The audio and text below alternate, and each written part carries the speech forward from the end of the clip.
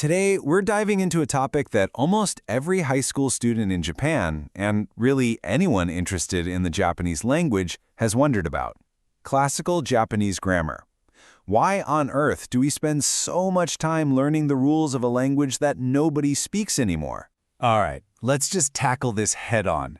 It's the question on everyone's mind, right? Why do we have to learn the rules for a language that's no longer in use? It can feel like a pointless chore, something you just have to suffer through for an exam. But what if it isn't a chore? What if it's a key? I want us to completely reframe this. Instead of seeing classical grammar as a dusty old rulebook, I want you to think of it as a kind of master key. A key that opens 3 incredibly important and, frankly, pretty cool doors to understanding Japan and even ourselves. So what are these doors? Well, the first door leads to the very roots of the Japanese language and culture. The second one, it's like a gym for your brain, training your logical thinking and comprehension skills. And the third door, which might be the most powerful of all, lets you connect directly with universal human emotions, showing you that people 1,000 years ago felt things just as deeply as we do today. Take a look at this famous line from The Tale of the Heike. Now, you can read a translation and understand that it's about the impermanence of all things. But with grammar as your tool, you can actually feel the rhythm, the weight of the words, and the sense of impermanence the author poured into the original text. It removes the filter between you and the past. Okay, so if grammar is the key, how do we actually use it? Well, first, you need a map. This map organizes every single word into one of 10 categories called parts of speech. It might look complicated at first glance, but the structure is actually incredibly simple and logical. First off, all Japanese words can be split into 2 major groups. On the left, you have independent words. These are words like mountain, to run, or beautiful. They make sense all on their own. And on the right, you have ancillary words. These are the helper words that attach to the independent ones to add grammatical meaning. And this table here, this is our map. The rows show whether a word is independent or not, and the columns show whether it changes its form or inflects. Every single word fits somewhere in this grid, and the real fun of classical grammar, its beating heart, is all packed into those inflecting independent words in the top left, the yogen, and the ancillary words that help them out. And now, let's introduce the stars of the show, the yogen. These are the verbs and adjectives that describe actions and states. Their power comes from their ability to change their endings, to conjugate. This is where all the rich meaning is born. Let's start with the key form. This is the mise en quai, which literally means not yet so. It's the form you use for things that haven't happened yet, for hypothetical situations, or for negation. And its polar opposite is the isenkei, which means already so.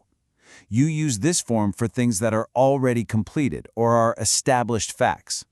So misenkei is the what if, and isenkei is the what is. Just remember that contrast. And this is where it gets really cool. This is where you see the logic in action. If you attach the particle ba to the mise en quai form, the what if form, it means if something were to happen. But if you attach that same exact particle to the isenkei form, the what is form, the meaning completely flips to because something happened. Isn't that a beautiful logical system? Okay, let's turn our attention to the other major player on our map, the ancillary words.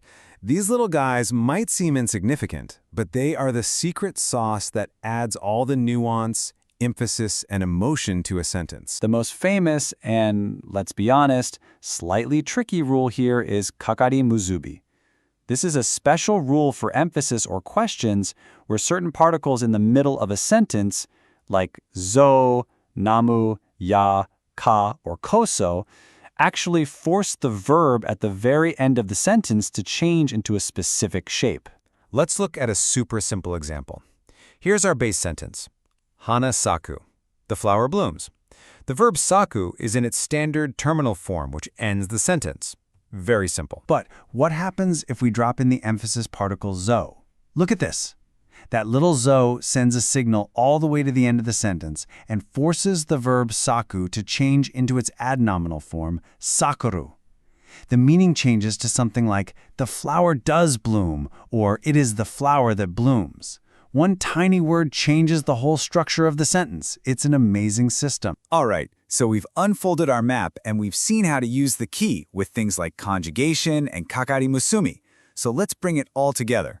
What does having this key actually do for us, living here in the present day? To put it simply, grammar elevates your entire experience with the classics. It takes you from a level where you can just decipher the words to a level where you can feel the rhythm, catch the hidden humor, and empathize with the deep sorrow. It's the difference between just looking at sheet music and actually hearing the full orchestra perform. Understanding classical grammar is like uncovering the architectural blueprints of modern Japanese.